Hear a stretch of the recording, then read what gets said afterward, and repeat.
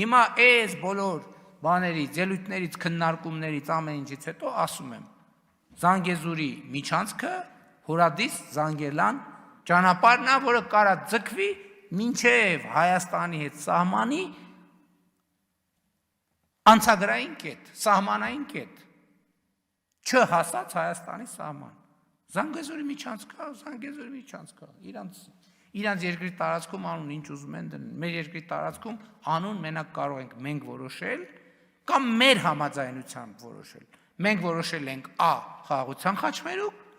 մեր համաձայնությամբ որոշվել է Թրամփի ուղի հանուն միջազգային խաղաղության եւ բարեկեցության։ Կարճ թրիպ ուղի եւ խաղաղության խաչմերուկ։ Սրանից հետո ինչքան ասեն Զանգեզուրի խաչմերուկ, ուրեմն իմացեք դա մեր Զանգեզուրի միջանցք իմացեք դա Հայաստանի Հանրապետության մասին չի։ Դա